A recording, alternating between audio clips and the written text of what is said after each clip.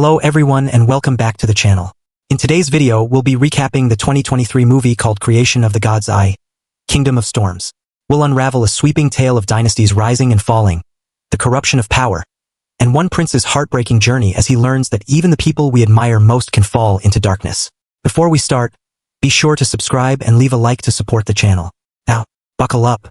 It's about to get cinematic. The story begins with a rebellion that shakes the kingdom. In ancient China, the powerful lord of Jizhou rises up against the Shang dynasty. To crush the rebellion, the emperor sends his second son, Prince Yin Shou, to lead the army. Joining him are the sons of noble families, hostages sent to the capital as a guarantee of loyalty. If any noble family dares to rebel, their sons are the first to be executed. To avoid bloodshed, the rebel lord's own son tries to convince his father to surrender. But before he can even finish speaking, arrows rain down from the city walls. It's clear his father has made up his mind. Caught between duty and despair, the son, moved by Prince Yin Shou's words, chooses to take his own life. Yin Shou uses his death to ignite the fury of his army and launches a brutal assault. Giant catapults smash the city walls, but the rebel lord sets fire to the battlefield, frightening the horses and breaking the formation. Thinking quickly, the prince orders the horses' eyes to be covered so they won't see the flames. With new determination, the troops charge again and break through the defenses. Eventually, they corner the rebel leader and his family near an ancient tomb. In a fierce duel, the rebel stabs the prince in the chest. His blood drips onto a sealed stone, accidentally releasing an ancient creature, a powerful fox spirit.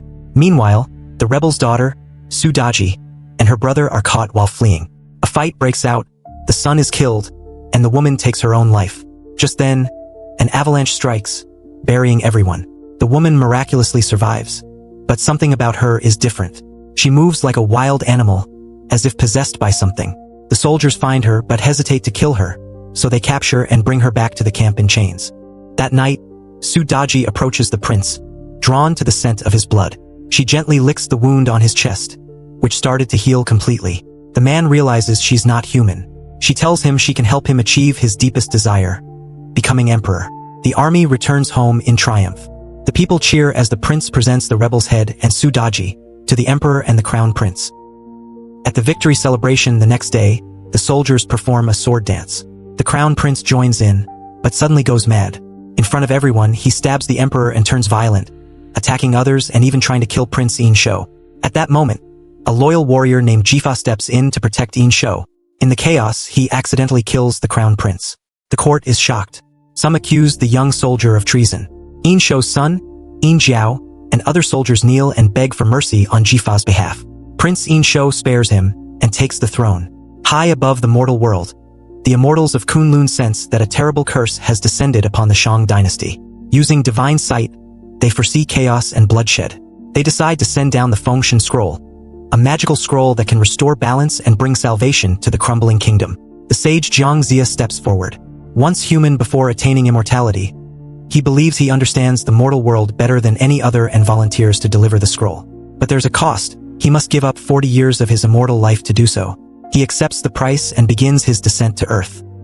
Meanwhile, in the mortal realm, as Yin Shou ascends the throne per line of succession, divination during the coronation signals that the patriregicide leading to his ascension resulted in a great curse upon the Shang dynasty. The curse foretells massive death and the kingdom's collapse. The only way to lift it is a sacrifice. The new emperor must offer his life to appease heaven. Yin Jiao, out of deep love and respect, offers to take his father's place. But the new emperor refuses.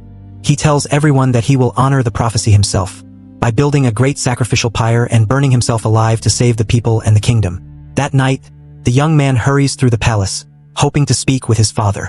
Along the way, he glimpses a mysterious white fox spirit and tries to catch it, only to arrive at the emperor's chambers. There, he is stunned to find Su Daji lying in bed beside his father. Shocked and disillusioned, he leaves angrily. The next day, the old sage Jiang Zia finally arrives at the capital, accompanied by his two disciples, Neza and Yang Jian. At the same time, the new emperor has summoned a mysterious alchemist named Shen Gongbao, desperate to find ways to escape his foretold death. He hopes the alchemist's dark arts can grant him the power to change his fate. When the old sage presents the scroll, he explains that opening it will lift the curse and bring balance back to the world. But Shen interrupts. He reveals a darker truth. The Fengshen scroll is not just a divine scroll. It can feed on death. It absorbs the vital energy of those who die around it. Just then, the emperor realizes that the more people perish, the stronger the scroll becomes. To test it, he kills someone on the spot, and before his eyes, the victim's spirit is sucked into the scroll. The old sage quickly realizes the truth. Emperor Yin Shou is not a savior, but a ruthless, manipulative tyrant. He cannot be trusted with the Fengshen scroll. If someone like him were to unlock its full power, it would lead to unimaginable disaster.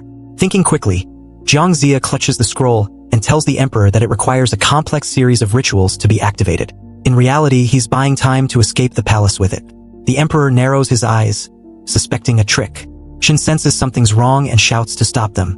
In an instant, armed soldiers swarm the hall from every direction, surrounding the sages. But capturing immortals is no simple task. Neza grabs the other discipline's spear. With a mighty spin, he hurls into the air like a blazing storm. Riding his flaming windfire wheels, he dashes across the soldiers' shields, crushing them. Shun blocks their escape and captures the old sage. Neza acts fast. He grabs the elderly sage, spins once, and launches him toward the gates just as they slam shut. Jiang Zia sails nearly 800 meters through the air and lands, surprisingly intact, on the back of a horse outside the palace. Back inside, the two disciplines break through the palace doors. Yang Jian leaps onto the fallen gate, riding it like a divine skateboard, slashing through waves of soldiers in a flash of light. Then, using a final water escape spell, he vanishes from sight. Elsewhere, Prince Yin Shou and Jifa are chasing after the fleeing sage through a dense forest. They split up. The prince catches up first, finding the old sage walking precariously along a cliff. As he follows him, the prince demands the scroll. But just then, a loose rock falls and knocks him unconscious. The old sage, despite everything, catches the young prince and saves him from falling. But when Yin Shou regains consciousness, he immediately draws his sword, still determined to steal the scroll. Before he can strike, Neza appears just in time. With a flick of his silk ribbon, he wraps the prince up like a cocoon and flings him onto a tree branch high above. But the danger isn't over. To protect the prince, the young soldier grabs the scroll and hurls it off the cliff. Panicked, the sage dives after it, and the two disciplines rush to save him. Together, they catch the old man and recover the scroll before it's lost forever. The scene shifts. A carriage moves slowly in the forest. Inside sits a nobleman, the Lord of the West named Ji Chong, who is also Jifa's father. He is on the way to the capital after leaving his land of crops. The crops are failing. The curse cast upon the Shang dynasty has reached even there.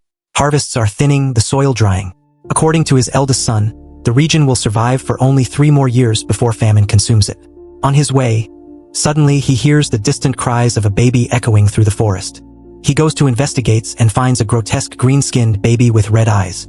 Without hesitation, the Lord wraps the child in his cloak and cradles him gently. Just then, the two immortal disciples show up and warn him that the baby is a demon.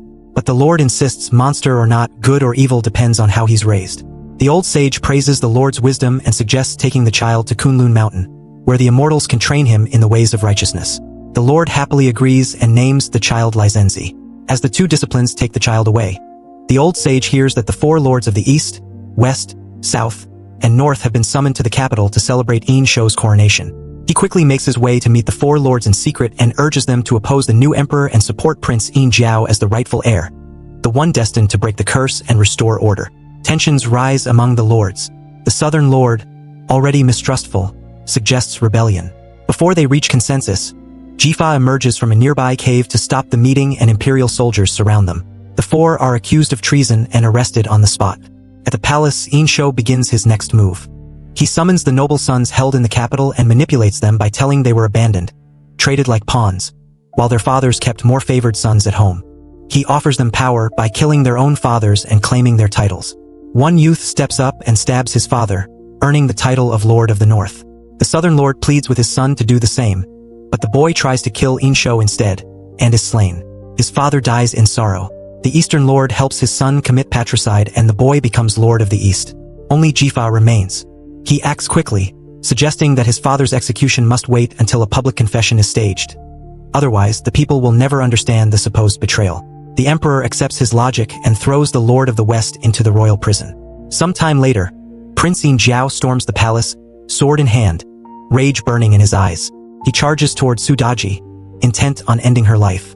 Just hours earlier, his mother, the Empress, had confronted the emperor by the bath pond. She accused him of betraying the kingdom, killing loyal nobles, corrupting the young, forcing sons to murder their fathers. She had come to offer her own life, hoping her death would awaken his conscience.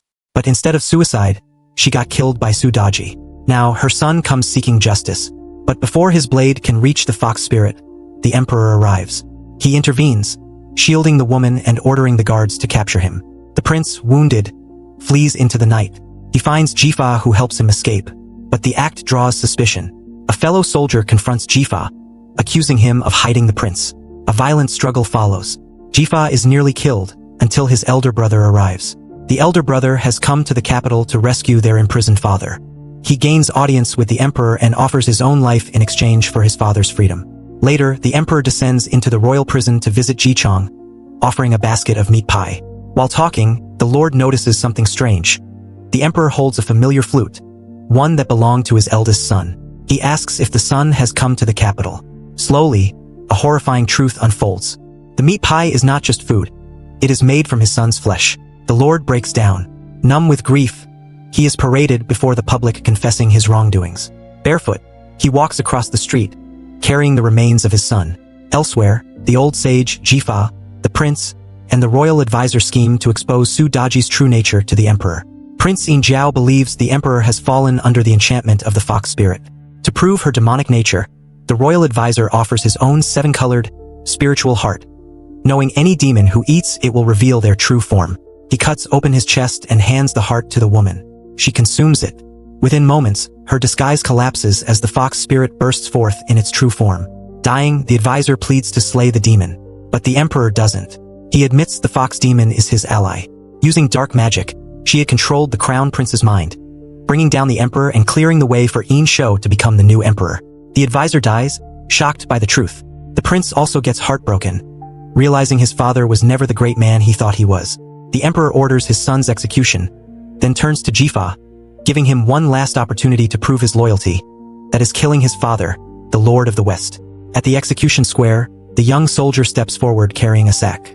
Inside is a severed head, offered to the emperor as proof of obedience. Yin Shou nods in satisfaction, believing Jifa has done the unthinkable. As the blade rises to execute the prince, an arrow cuts through the air, striking the executioner. The square erupts. Rebel soldiers, hidden among the crowd and rooftops, surge forward. In the confusion, Jifa holds his sword against the emperor, demanding to free the prince. Turns out the head inside the sack is fake. Just then, the newly appointed Lord of the North, one of the nobles who killed his own father, kills the prince, severing his head before help can arrive. At that moment, the two immortal disciplines break through the palace defenses. Too late to save the prince, they collect his lifeless body and head, and flee. With urgency, they ascend toward Kunlun Mountain, hoping the immortals can bring the prince back from the dead.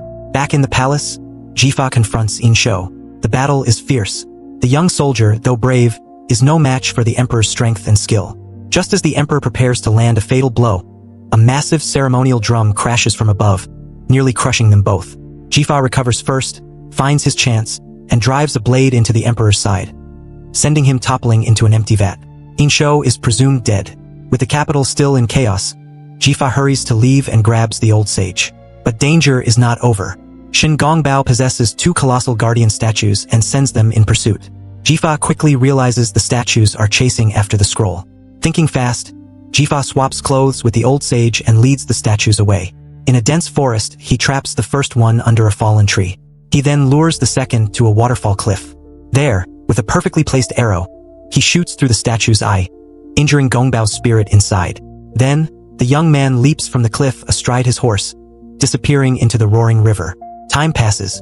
Jifa awakens on the muddy shore, battered but alive. His loyal horse waits faithfully nearby. With no time to waste, they set off on the long road back to the Western Lands, home. There, his father has already returned, rescued and flown home by Lizenzi, the green-skinned child the Lord once cradled in kindness.